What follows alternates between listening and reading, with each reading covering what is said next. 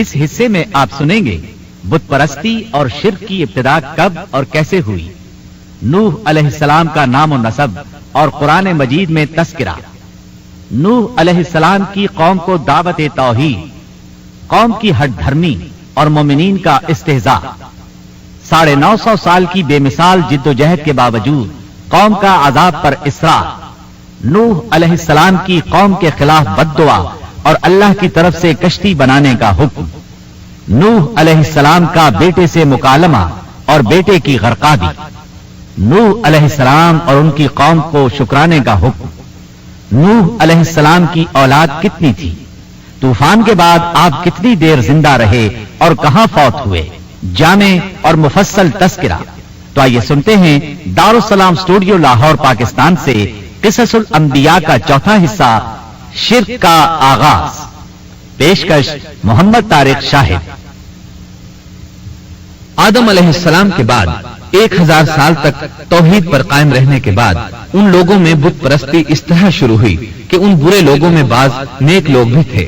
یہ برے لوگ ان نیک لوگوں سے بہت محبت کرتے تھے اور ان سے تقرب حاصل کرتے تھے، ان کی شان میں بہت مبالغہ کرتے تھے، جیسا کہ آج کل بعض لوگ علماء اور صالحین کی مدح سرائی میں زمین و آسمان کے قلابے ملاتے ہیں۔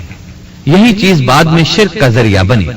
امام بخاری رحمت اللہ علیہ نے سورہ نوح آیت 23 میں اللہ کے فرمان اور انہوں نے کہا کہ ہرگز اپنے معبودوں کو نہ چھوڑنا اور نہ ود اور سوا اور یغوث اور یعوق اور نصر کو چھوڑنا کی تفسیر کرتے ہوئے ابن عباس رضی اللہ عنہما سے روایت کی ہے۔ وہ فرماتے ہیں کہ یہ نوح علیہ السلام کی قوم کے بعض نیک آدمیوں کے نام ہیں۔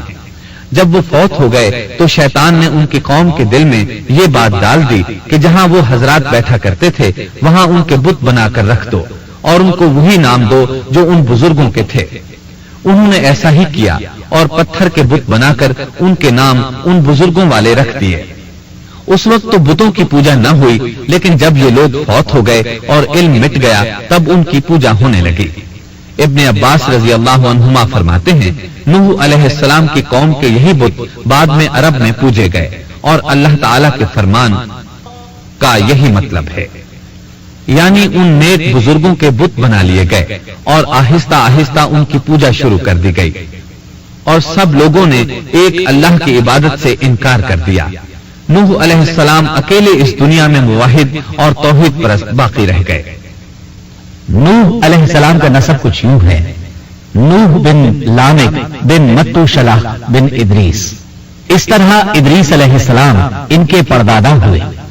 اس وقت لوگوں کی عمریں بہت طویل ہوتی تھیں، اس لیے ہم کہہ سکتے ہیں کہ ادریس علیہ السلام کئی 100 سال زندہ رہے اور نوح علیہ السلام 1000 سال سے بھی زیادہ عرصہ زندہ رہے۔ عمریں لمبی ہونے کی وجہ سے ادریس علیہ السلام اور نوح علیہ السلام کے درمیان کافی مدت بنتی ہے، اور اسی مدت کے دوران کفر و شرک نے زور پکڑا اور بتوں کی عبادت شروع ہو گئی۔ تب اللہ تعالیٰ نے نوح علیہ السلام کو زمین میں مبعوث فرمایا۔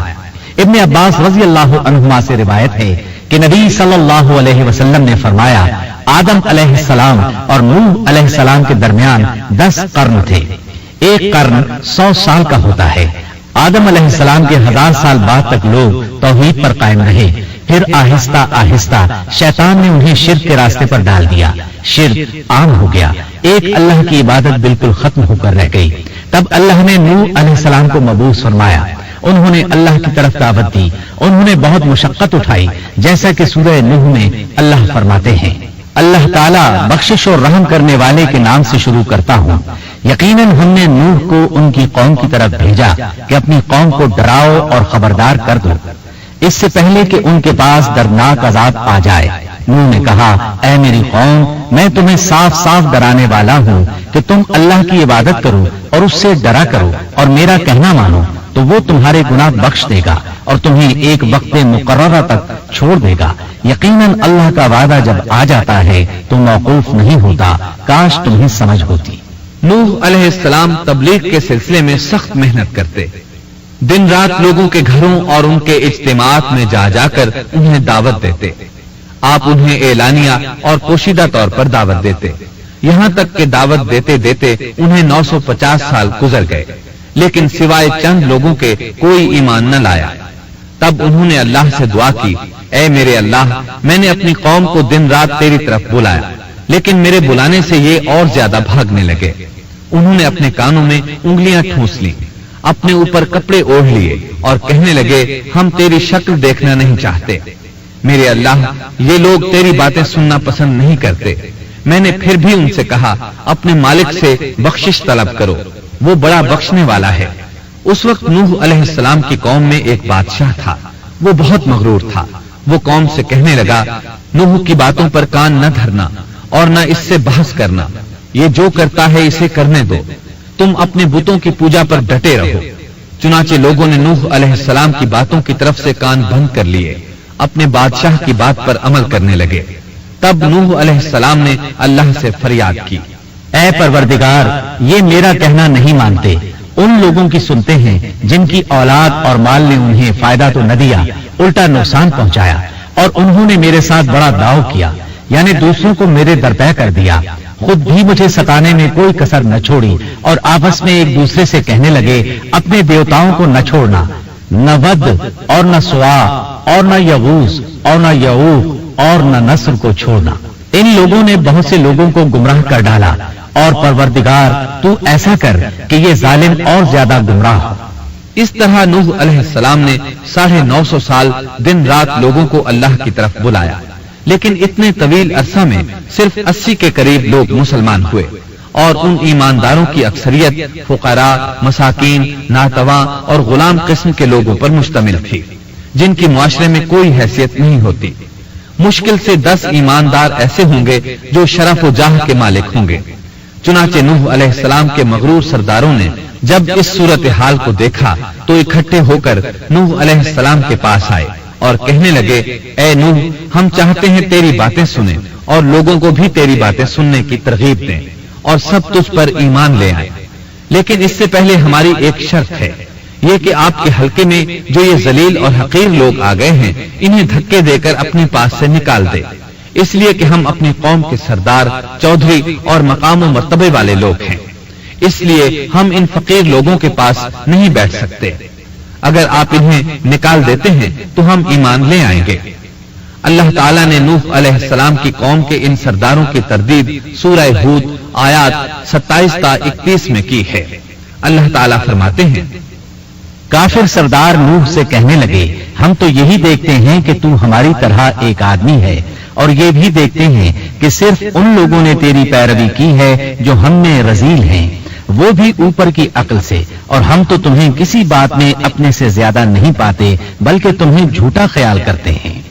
नूह ने कहा, ऐ सरदारों, बतलाओ तो सही, अगर मैं अपने रब की तरफ से जो दलील आई है उस पर कायम हुआ और उसने अपनी मेहरबानी से मुझे सरफराज किया और तुमसे वो छुपी रही, तो क्या जबरदस्ती मैं उसे तुम्हारे सर मंड दूंगा, हालांकि तुम इससे बेजार हो। मेरी कौम वालों, मैं तुमसे इस पर कोई माल नहीं मांगता, मेरा सवाब तो सिर्फ अल्लाह ताला के हां है। न मैं ईमानदारों को अपने पास से निकाल सकता हूं, उन्हें अपने रब से मिलना है, लेकिन मैं देखता हूं कि तुम लोग जहालत की बात कर रहे हो। मेरी कौम के लोगों, अगर मैं इन मोमिनों को अपने पास से निकाल दूं तो अल्लाह के मुकाबले में मेरी मदद कौन कर सकता है? क्या तुम कुछ भी गौर व फिक्र नहीं करते? मैं तुमसे ये नहीं कहता कि मेरे पास अल्लाह के खजाने हैं और मैं गैब का इल्म भी नहीं रखता, न मैं ये कहता हूं कि मैं कोई फरिश्ता हूं, न मेरा ये कौल है कि जिन पर तुम्हारी निगाहें जिल्लत से पड़ रही हैं, अल्लाह ताला उन्हें कोई नेमत देगा ही नहीं। उनके दिल में जो है अल्लाह उसे बखूबी जानता है। अगर मैं ऐसी बात कहूं तो यकीनन मेरा शुमार जालिमों में से होगा। इस पर नूह अलैहिस्सलाम की कौम और अकड़ गई और वो कहने लगे, ऐ नूह, बस बहुत हो गया, तूने हमें बहुत डरा धमका दिया। अब अगर तू सच्चा है तो जिस चीज का वादा तू हमसे करता था उसको ले आ। नूह अलैहिस्सलाम ने उनकी बात सुनकर कहा, अजाब लाना तो अल्लाह का काम है, अल्लाह को कोई आजिज नहीं कर सकता, और जब उसका अजाब आ जाएगा तो कोई भाग नहीं सकेगा।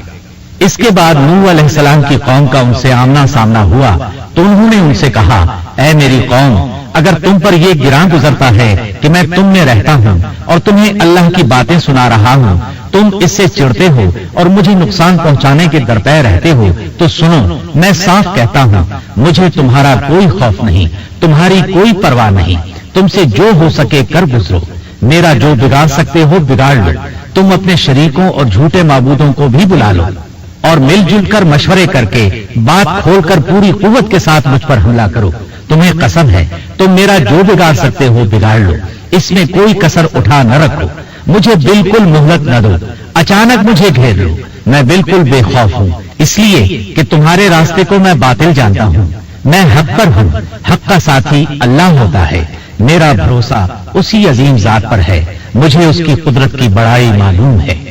نوح علیہ السلام نے واضح الفاظ میں اپنی قوم کو چیلنج دیا، لیکن کسی میں طاقت نہ ہوئی کہ وہ نوح علیہ السلام کا مقابلہ کر سکے، چنانچہ کہنے لگے اسے چھوڑ دو، یہ مجنون اور بے وقوف ہے، نعوذ باللہ۔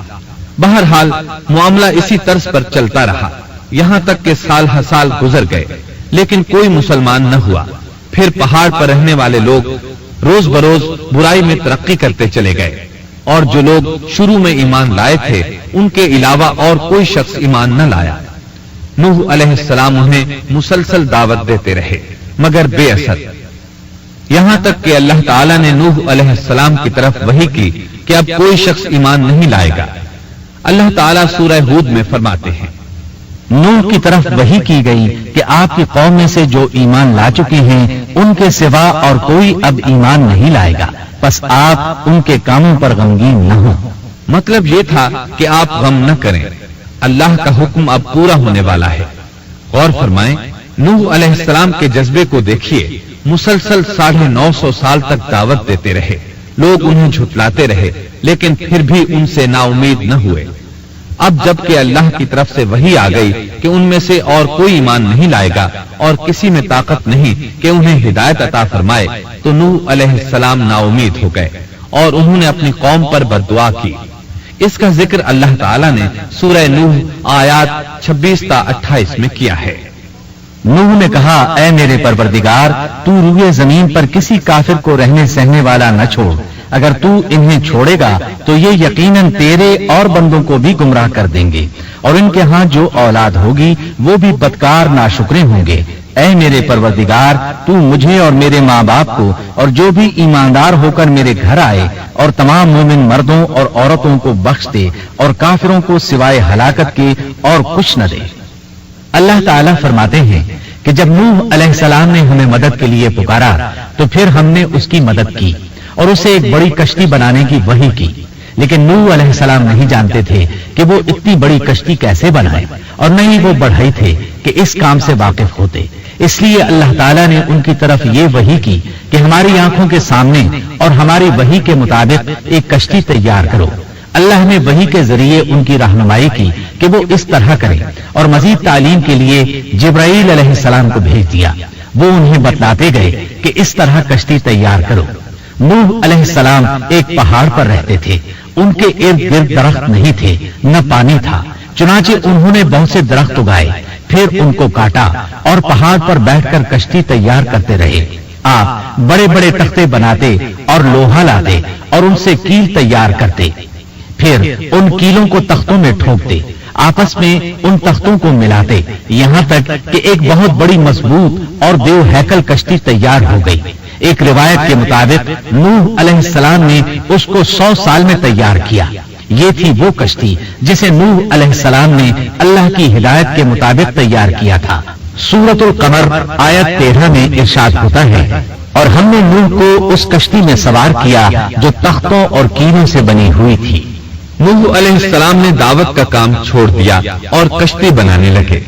وہ لوگ جب انہیں کشتی بناتے دیکھتے تو ان کا مذاق اڑاتے، کہتے، نوح پہلے تو نبی تھا، اب بڑھئی بن گیا۔ مزید کہتے، یہ کیسا مجنون ہے کہ پہاڑ پر کشتی بنا رہا ہے، تعجب ہے اس پر۔ اللہ نے ان کافروں کے مذاق کا ذکر سورہ ہود آیات 38 اور 39 میں کیا ہے۔ نوح کشتی بنانے لگے اس کی قوم کی جو جماعت اس کے پاس سے گزرتی وہ اس کا مذاق اڑاتی. وہ کہتے اگر تم ہمارا مذاق اڑاتے ہو تو ہم بھی تم پر ایک دن ہنسیں گے جیسے تم مسخرہ پن کر رہے ہو. تمہیں بہت جلد معلوم ہو جائے گا کہ کس پر عذاب آتا ہے جو اسے رسوا کرے اور اس پر ہمیشہ کا عذاب اتر آئے. اس کشتی کا حلیہ ابن عباس رضی اللہ عنہما سے ایک روایت میں یوں آیا ہے. وہ بیان کرتے ہیں کہ نوح علیہ السلام نے پہاڑ پر ایک کشتی تیار کی اور اسے تارکول سے لت پت کیا. اسی وقت سے تارکول کا ظہور ہوا. اس کشتی کا طول 300 گز، اونچائی 30 گز اور عرض 50 گز تھا. ایک اندازے کے مطابق اس کا طول 1 کلومیٹر سے زیادہ تھا اور اس کی بلندی اور گہرائی کے بارے میں کہا گیا ہے کہ 30 ہاتھ تھی. اور یہ کشتی عام کشتیوں کی طرح اوپر سے کھلی ہوئی نہیں تھی، بلکہ جس طرح اس کو نیچے سے بند کیا گیا تھا اسی طرح اوپر سے بھی بند کیا گیا تھا تاکہ اوپر سے جو بارش برسے وہ انہیں نقصان نہ دے، اور جس طرح نیچے والے غرق ہونے سے محفوظ رہیں اسی طرح اوپر والے بھی محفوظ رہیں. گویا وہ ایک گیند کی مانند تھی. اس میں الگ الگ 3 درجے بنائے گئے تھے. ہر درجے میں ایک دروازہ تھا اور یہ 3 دروازے اس طرح تھے کہ ہر دروازے کے اوپر ایک دروازہ تھا. یہ اس کشتی کا حلیہ تھا جس کے راوی ابن عباس رضی اللہ عنہما ہیں. یہ کشتی آج بھی موجود ہے. اللہ تعالیٰ نے اس کشتی کو بطور عبرت اور نشانی کے باقی رکھا ہے، جیسا کہ اللہ تعالیٰ فرماتے ہیں اور بے شک ہم نے اس واقعے کو نشانی بنا کر باقی رکھا، بس ہے کوئی نصیحت حاصل کرنے والا. اس صدی میں علماء کے ایک گروہ نے اس کشتی کو ترکی کے ایک پہاڑ پر پا لیا ہے. اب وہ 2 ٹکڑوں میں تقسیم ہو چکی ہے. اس کا حلیہ وہی تھا جو بیان ہوا. اللہ کا فرمان سچا ثابت ہو گیا کہ ہم نے اس کو نشانی بنا کر باقی رکھا ہے. اس کے بعد طوفان آیا. اللہ تعالیٰ نے نوح علیہ السلام کو اس طوفان کے ظہور کی ایک نشانی اور علامت بتائی تھی. نوح علیہ السلام کے گھر میں ایک تنور تھا. اللہ نے فرمایا جب یہ تنور جوش مارنے لگے اور پانی اس سے ابلنے لگے تو سمجھ لینا اللہ کا وعدہ آ گیا. چنانچہ اس وقت مومنوں کو اور اپنے اہل و عیال کو اور زمین پر بسنے والے تمام جانوروں کا جوڑا جوڑا اس کشتی میں سوار کر لینا. تنور سے کیا مراد ہے اس کے متعلق مفسرین میں اختلاف ہے. بعض کہتے ہیں کہ اس سے مراد ایک چشمہ ہے جو زمین سے نکلتا ہے، لیکن راجع روایات کے مطابق اس سے مراد معروف تنور ہے جس میں آگ جلا کر روٹیاں پکائی جاتی ہیں. یہ تنور نوح علیہ السلام کے گھر میں تھا اور اسی کو اللہ نے طوفان کے آنے کی علامت بتایا اور فرمایا کہ جب یہ پھوٹ پڑے اس وقت ہر چیز کا جوڑا جوڑا کشتی پر سوار کر لینا. اللہ تعالیٰ سورہ ہود آیت 40 میں فرماتے ہیں یہاں تک کہ جب ہمارا حکم آ پہنچا اور تنور ابلنے لگا ہم نے کہا اس کشتی میں ہر قسم کے جوڑے دوہرے سوار کر لے اور اپنے گھر کے لوگوں کو بھی سوائے ان کے جن پر پہلے سے بات پڑ چکی ہے اور سب ایمان والوں کو بھی. اس کے ساتھ ایمان لانے والے بہت ہی کم تھے. کشتی میں سوار ہونے والوں کی تعداد 80 بتائی جاتی ہے. چنانچہ جب تنور جوش مارنے لگا تو نوح علیہ السلام کشتی میں سوار ہو گئے. کشتی ان کی بستی میں لوگوں سے دور پہاڑ پر تھی. اللہ کی قدرت کہ تمام قسم کے جانور بھی کشتی کے پاس آ گئے. نوح علیہ السلام نے انہیں بھی سوار کر لیا. اللہ تعالیٰ سورۃ القمر آیات 11 اور 12 میں فرماتے ہیں پس ہم نے آسمان کے دروازوں کو زور کی بارش سے کھول دیا اور زمین کے چشموں کو جاری کر دیا. پس اس کام پر جو پانی مقرر کیا گیا تھا خوب جمع ہو گیا. آسمان سے نازل ہونے والا اور زمین سے نکلنے والا پانی کتنا تھا اس کا اندازہ اللہ ہی کو ہے. بہرحال اس پانی نے زمین پر رہنے والے انسان، چوپائے، حیوانات، غرض ہر چیز کو غرق کر دیا. اس بارے میں اللہ فرماتے ہیں نوح نے اپنی قوم سے تنگ آ کر ہمارے حضور دعا کی. ہم تو ہیں ہی بہترین طور پر دعاؤں کے قبول کرنے والے. فوراً ان کی دعا قبول کر لی اور اس تکلیف اور ایذا سے انہیں بچا لیا جو انہیں کفار سے روزمرہ پہنچ رہی تھی اور ان کی اولاد کو ہم نے باقی رہنے والی بنا دیا. یعنی انہی کی اولاد سے پھر سے دنیا آباد ہوئی کیونکہ صرف وہی لوگ بچے تھے جو کشتی پر سوار تھے اور ہم نے ان کا ذکر خیر پچھلوں میں باقی رکھا. نوح علیہ السلام پر تمام جہانوں میں سلام ہو. ہم نیکی کرنے والوں کو اسی طرح بدلے دیتے ہیں. وہ ہمارے ایماندار بندوں میں سے تھا. پھر ہم نے باقی سب کو غرق کر دیا. اللہ مزید فرماتے ہیں جب پانی میں طغیانی آ گئی تو اس وقت ہم نے تمہیں کشتی میں چڑھا لیا تاکہ اس کو تمہارے لیے نصیحت اور یادگار بنا دیں، تاکہ یاد رکھنے والے کان اس کو یاد رکھیں۔ یعنی پانی اتنا زیادہ ہو گیا کہ اس سے تمام شہر، بستیاں، انسان اور جانور غرق ہو گئے، یہاں تک کہ پانی بلند پہاڑوں سے بھی اونچا ہو گیا، اور اتنے بلند پانی پر یہ کشتی نوح علیہ السلام اور ان کے ساتھیوں کو اپنے دامن میں سمیٹے اللہ کے حکم سے اور اس کی حفاظت میں پہاڑ کی طرح رواں دواں تھی، ورنہ اتنے طوفانی پانی میں کشتی کی حیثیت ہی کیا ہوتی ہے۔ نوح علیہ السلام کشتی میں سوار ہوئے اور انہوں نے اپنے ساتھیوں کو حکم دیا کہ وہ یہ دعا پڑھیں، اللہ ہی کے نام سے اس کشتی کا چلنا اور ٹھہرنا ہے، یقیناً میرا پالنے والا بڑی بخشش اور رحم والا ہے۔ یہی اللہ کا حکم آپ کو تھا کہ جب تم اور تمہارے ساتھی ٹھیک طرح بیٹھ جاؤ تو کہنا، سب تعریف اللہ ہی کے لیے ہے جس نے ہمیں ظالم لوگوں سے نجات عطا فرمائی، اور کہنا کہ اے میرے رب مجھے بابرکت اتارنا اور تو ہی بہتر اتارنے والا ہے۔ اللہ تعالیٰ نوح علیہ السلام کو نصیحت کر رہے ہیں کہ اللہ آپ کو اور آپ کے اہل کو نجات عطا فرمائیں گے۔ کشتی میں نوح علیہ السلام کے کافر بیٹے کے علاوہ تمام گھر والے سوار تھے۔ آپ کے کافر بیٹے کا نام کنعان تھا، وہ ایک طرف کھڑا تھا۔ نوح علیہ السلام نے اسے پکارا، میرے بیٹے اس کشتی میں آ جا اور کافروں کا ساتھی نہ بن، لیکن اس بدبخت نے کہا، میں ابھی کسی پہاڑ کی چوٹی پر پناہ لے لوں گا جو مجھے اس پانی سے بچائے گی۔ نوح علیہ السلام نے کہا، آج اللہ کے حکم سے کوئی بچانے والا نہیں مگر وہی جس پر اللہ رحم کرے۔ باپ اور بیٹے کے درمیان یہ گفتگو جاری تھی کہ ایک طوفانی موج نے اسے اپنی زد میں لے لیا اور اسے غرق کر دیا۔ نوح علیہ السلام سے اللہ نے وعدہ کر رکھا تھا کہ اللہ تعالیٰ اس کے اہل کو نجات عطا فرمائے گا، چنانچہ جب آپ کی آنکھوں کے سامنے آپ کا بیٹا غرق ہو گیا تو وہ پکار اٹھے، اے اللہ میرا بیٹا میرے گھر والوں میں سے تھا اور تو نے مجھ سے وعدہ کیا تھا کہ میرے گھر والوں کو نجات عطا فرمائے گا، اور تو تمام حاکموں سے بہتر حاکم ہے، لہذا ناممکن ہے کہ تیرا وعدہ پورا نہ ہو۔ واضح ہو کہ نوح علیہ السلام کا اپنے بیٹے کے بارے میں بات کرنا بطور استفسار تھا، بطور بحث نہیں تھا، آپ وضاحت چاہتے تھے۔ اللہ تعالیٰ نے فرمایا، اے نوح وہ تیرے اہل سے نہیں تھا کیونکہ وہ کافر تھا۔ کفر نسب کو ختم کر دیتا ہے۔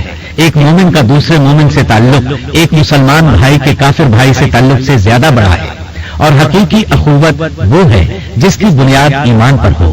کفر تو نسبی تعلق کو کاٹ دیتا ہے، اس لیے اللہ نے یہ نہیں فرمایا کہ وہ کافر ہے، بلکہ یہ فرمایا کہ وہ تیرے اہل سے نہیں ہے۔ ہمارے لیے بھی یہی حکم ہے، کسی مومن کا کافر کے ساتھ رشتہ نہیں ہو سکتا۔ اس کے ساتھ اللہ نے نوح علیہ السلام کو نصیحت فرمائی کہ آپ ہرگز وہ چیز نہ مانگیں جس کا آپ کو مطلقاً علم ہی نہ ہو، اور ہم آپ کو نصیحت کرتے ہیں کہ جاہلوں میں اپنا شمار کرانے سے باز رہیں۔ جب نوح علیہ السلام یہ بات جان گئے کہ ان کا سوال واقعے کے مطابق نہیں تھا تو فوراً اس سے رجوع کر لیا اور اللہ تعالیٰ سے اس کی رحمت اور مغفرت کے طالب ہوئے۔ اس موقع پر انہوں نے دعا کی۔ نوح علیہ السلام نے کہا، اے میرے پروردگار میں تیری ہی پناہ چاہتا ہوں اس بات سے کہ تجھ سے وہ مانگوں جس کا مجھے علم ہی نہ ہو۔ اگر تو مجھے نہ بخشے گا اور تو مجھ پر رحم نہیں کرے گا تو میں خرابی والوں میں ہو جاؤں گا۔ یہ دعا انہوں نے مانگی۔ اپنے بیٹے کے متعلق سوال کے علاوہ نوح علیہ السلام نے اللہ تعالیٰ کی کوئی نافرمانی نہیں کی اور نہ اپنے نفس پر کسی نافرمانی کو شمار کیا۔ کشتی نوح علیہ السلام اور ان کے ساتھیوں کو لیے پانی کی موجوں پر بلند ہو رہی تھی، اور زمین پر موجود ہر چیز، انسان، حیوانات، چوپائے، پرندے غرق ہو چکے تھے، ان میں کوئی بھی باقی نہیں بچا تھا۔ اگر کوئی زندہ بچا تھا تو کشتی والے۔ ابن عباس رضی اللہ عنہما سے روایت ہے کہ نوح علیہ السلام اور ان کے ساتھی 6 ماہ کشتی میں رہے، اور بعض روایات میں یہ بھی ہے کہ وہ محرم کی 10 تاریخ کو کشتی سے نیچے اترے۔ آخر اللہ کے حکم سے طوفان رک گیا۔ اللہ نے زمین کو حکم دیا کہ وہ تمام پانی کو نگل جائے۔ زمین نے سارا پانی نگل لیا، زمین خشک ہو گئی۔ اللہ تعالیٰ سورہ ہود آیت 44 میں فرماتے ہیں، اور فرما دیا گیا کہ اے زمین اپنے پانی کو نگل جا، اور اے آسمان بس کر تھم جا، اسی وقت پانی سکھا دیا گیا اور کام پورا کر دیا گیا، اور کشتی جودی نامی پہاڑ پر جا ٹھہری، اور فرما دیا گیا کہ ظالم لوگ اللہ کی رحمت سے دور ہیں۔ کشتی جودی پہاڑ پر جا کر ٹھہر گئی۔ اب انہیں حکم ہوا کہ سلامتی کے ساتھ کشتی سے اتر آئے، آپ پر بھی برکت نازل ہوگی اور ان قوموں پر بھی جو آئندہ آپ کی نسل سے پیدا ہوں گی، اور آپ کی نسل میں سے کچھ لوگ ایسے بھی ہوں گے جنہیں ہم فائدہ تو ضرور پہنچائیں گے، پھر انہیں ہماری طرف سے دردناک عذاب پہنچے گا۔ بہت سی روایات میں یہ بات مذکور ہے کہ نوح علیہ السلام ایک لمبی مدت یعنی 6 ماہ کشتی میں طوفان تھم جانے کا انتظار کرتے رہے۔ آپ نے طوفان کے حالات معلوم کرنے کے لیے ایک کبوتر بھیجا جو واپس آ گیا، اسے پاؤں رکھنے کو جگہ نہ ملی، اسے دوبارہ بھیجا گیا تو وہ پھر واپس آ گیا۔ چند دن بعد اسے پھر بھیجا گیا تو وہ اپنی چونچ میں زیتون کی ایک ٹہنی لیے ہوئے تھا۔ اس سے نوح علیہ السلام نے معلوم کر لیا کہ پانی زمین سے کچھ ہی اونچا رہ گیا ہے اور درخت وغیرہ اگ چکے ہیں۔ کچھ دن بعد اسے پھر بھیجا گیا، اس مرتبہ وہ واپس لوٹا تو اس کے پاؤں خاک آلود تھے۔ نوح علیہ السلام نے سمجھ لیا کہ طوفان رک گیا اور زمین خشک ہو چکی ہے۔ سیرت کی کتب میں یہ واقعہ موجود ہے۔ اسی کی بنیاد پر سیرت نگاروں کا کہنا ہے کہ کبوتر کا آنا سلامتی کی علامت تھا اور اس کی چونچ میں زیتون کی ٹہنی نوح علیہ السلام کی بادشاہت کی طرف اشارہ تھا۔ اس طرح نوح علیہ السلام زمین پر اتر آئے۔ اس وقت اولاد آدم میں سے کوئی انسان سوائے ان لوگوں کے زندہ نہیں بچا تھا۔ جزیرہ عرب، فلسطین اور ان کے ارد گرد کا علاقہ غرق ہونے سے محفوظ رہا۔ ان کے علاوہ تمام زمین غرق ہوئی تھی، سب کے سب طوفان کی نظر ہو گئے۔ صرف نوح علیہ السلام سے اولاد پیدا ہوئی اور زمین میں ان کی اولاد کے علاوہ اور کسی کی نسل باقی نہ رہی۔ اسی وجہ سے نوح علیہ السلام کو آدم ثانی اور ابو البشر ثانی کہا جاتا ہے، کیونکہ تمام کے تمام بشر انہی کی طرف منسوب ہیں۔ سورۃ الصافات آیات 75 تا 77 میں اسی طرف اشارہ ہے۔ اور ہمیں نوح نے پکارا تو دیکھ لو کہ ہم کیسے اچھے دعا قبول کرنے والے ہیں۔ ہم نے اسے اور اس کے فرمانبرداروں کو اس زبردست مصیبت سے بچا لیا، اس کی اولاد ہم نے باقی رہنے والی بنا دی۔ ایک دوسرے مقام پر اللہ تعالیٰ دیگر امم اور رسولوں کے متعلق کلام کرتے ہوئے فرماتے ہیں، اے ان لوگوں کی اولاد جنہیں ہم نے نوح کے ساتھ چڑھا لیا تھا، وہ ہمارا بڑا ہی شکر گزار بندہ تھا۔ نوح علیہ السلام کے 3 بیٹے تھے، سام، حام اور یافس۔ سام کی نسل زیادہ تر سفید رنگت کی تھی اور بہت کم لوگ ان میں سیاہ فام تھے، البتہ کچھ ان میں گندمی تھے۔ حام کی اولاد کی اکثریت سیاہ فام تھی، ان میں بہت کم لوگ سفید رنگ کے تھے، اور یافس کی اولاد سرخی مائل رنگ کی تھی۔ عرب اور بنو اسرائیل سام کی اولاد ہیں، تمام حبش حام کی اولاد ہیں، ترک اور مشرقی ایشیا کے لوگ یافس کی اولاد ہیں۔ طوفان کے بعد نوح علیہ السلام اللہ کے بندوں میں 350 سال تک زندہ رہے اور وہ اللہ کے قول عبدن شکورن کے مصداق تھے۔ پھر نوح علیہ السلام فوت ہو گئے۔ راجح ترین روایات کے مطابق آپ مکہ میں دفن ہوئے، ایک دوسری روایت کے مطابق آپ لبنان میں دفن ہوئے۔ محترم سامعین، ابھی آپ دارالسلام اسٹوڈیو لاہور پاکستان سے قصص الانبیاء کا 4تھا حصہ شرک کا آغاز سن رہے تھے۔